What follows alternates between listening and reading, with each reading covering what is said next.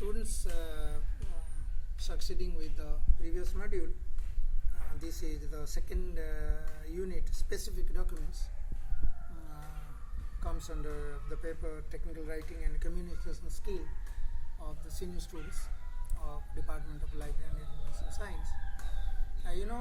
So three things are there: a resume, sometimes we call it resume also, and interview letters and resumes letters. So first of all, I'm coming to that resumes letter. Probably in previous module I have discussed, so further we won't go for that.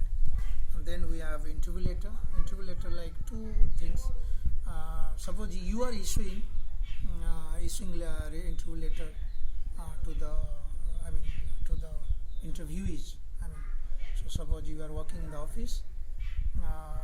How the interview letter, or rather sometimes call it interview call letter. Okay. So looks like. So anyway, you must have seen, but again I'm coming to that. It is again one pager. So it should be sometimes a formal design and only the name of the candidates and date and time is mentioned, or sometimes each and every candidates are issued separate and distinct letters. Distinct means suppose the interview is for very higher post, directors, managers. So then and there, a single structured document won't be helpful. But in that case, distinct letter to be designed for that. So again, the interview call letter. So remember what are the things, structure, you know that. So the whom you are sending and the candidate. So the complete address should be there, including these days mail ID and phone numbers. And separately also WhatsApp numbers are given these days.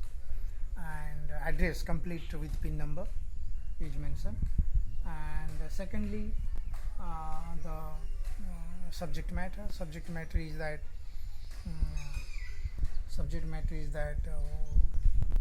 what this letter is meant for, like subject interview call letter for the post of manager. Okay, it should be brief, and dear so and so, and the subject, the body. So then and there, while writing, remember couple of things to be mentioned properly, like the exact date and time, like when is the date and when is the time, and when do you invite them, maybe say 1 hour before or 2 hours before for document and other kinds of verification. Secondly, the venue, also the place, maybe the office of the principal, office of the vice chancellor, office of the district magistrate, or the arts auditorium or the science block, like this. The venue should be clearly mentioned. And reporting authority, suppose someone visits, a candidate comes, then whom do he or she should contact, the contact number of the reporting officer. All these things should be very important in case of a interview call letter, because again it will be confusing. Suppose someone arrives and doesn't know whom or she should be reporting, and so this is a call letter. Then probably resignation letter I mentioned in my previous module. Most importantly, resume.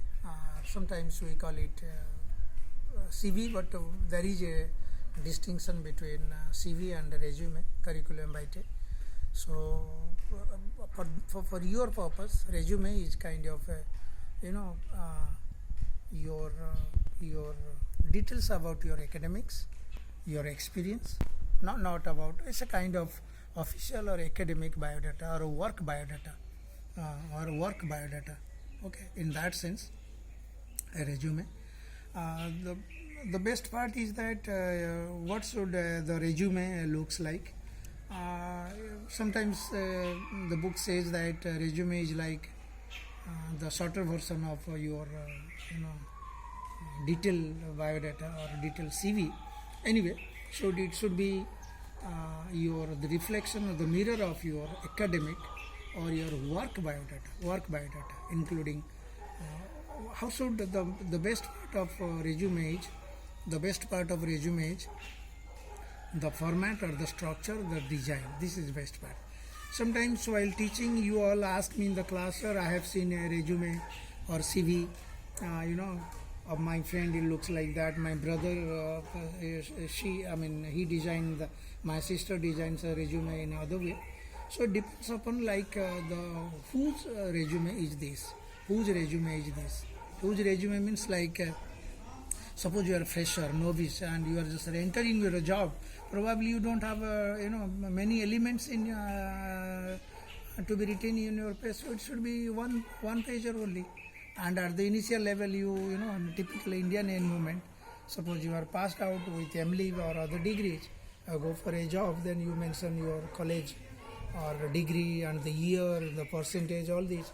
Probably when you grow higher and further higher, so probably you need to mention your matriculation, your BA marks or kind of things. There you need to show your previous work record. So it differs, Probably in a sense, each and every job requires a distinct resume, rather I would tell. Don't think about, suppose I made a resume 2 years back and the same will be utilized for other jobs. It is not that. Nature of job also. Suppose you are applying for a teacher job, suppose you are applying for a corporate job. So there are differences. Like corporate jobs, you categorically need to mention some of the corporate characteristics of a candidate. Corporate, like your English potentiality, English skill, your communication skill, your internet skill. So all these skills need to be, the part of the elements in your resume. So, but whereas in a teaching job, all these things are not required. So think of, if you know that what are the basics needed. Like basics needed, your name, your address, first of all, name and address, and sometimes your year, like your date of birth or how old are you, and your previous jobs you are holding, and sometimes your corporate jobs, like a resume should be why your CV or your resume, or why you are so potential for that job. In that way, it should be clear mentioned. And at the end, maybe you put a signature and at least name at the end. So it should be. But in case of, I'm a little different in a teaching job, or suppose you are applying for a director managers, probably sometimes even if it is a small portion of and the important parts of your CV cut out from the CV for your resume, but still it runs into 5 or 10 or sometimes 20 pages. Okay, so sometimes that's why a brief, a word is given also, brief resume and the detailed CV. So like both are placed, sent for consideration. If something is missing in your brief resume, then someone will look into your detailed CV or the bigger CV, so that things will be known in perspectives. So the takeaway from my resume writing tip is that you begin from the beginning. Like suppose you are passed out, first CV, it should be 1 pager, and it will continue for a couple of years, because you don't gain major skills or major work experiences also. The moment you want to mention series of work experiences, your CV will be expanded and further expanded in that way. So it would be the different parts. So the important aspect we discuss is that the minimum structure and the minimum informative elements in that CV or resume. And further, when you grow old, your experiences are developed and you gain more and more experiences and switch over from one job to another. So you need to mention, because it has importance from your present application. So it grows, and more number of elements will be included, especially in academic resume.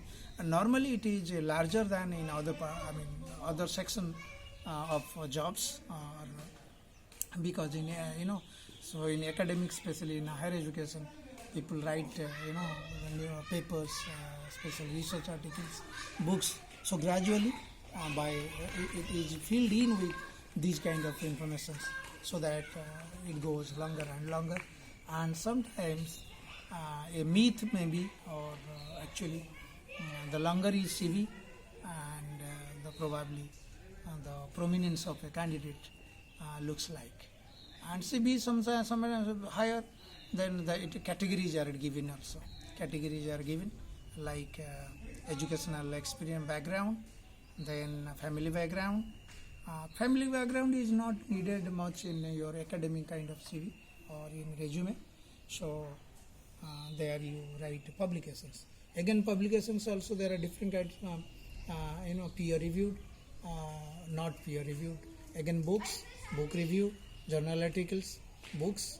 The different categories are there. When you suppose you are applicant for a post of professor, so your CV, sometimes a thick CV also signify what kind of scholar you are. So this is all about this. So the important aspect is that, so one particular structure of CV may not work for different kinds of jobs. Maybe initially in a year you can manage with a particular structure, but gradually you need to, once you develop the skill of designing your CV or resume, by mentioning your important aspects especially, and you can know the skill and go on developing, adding, and you can be inspired by other CVs also.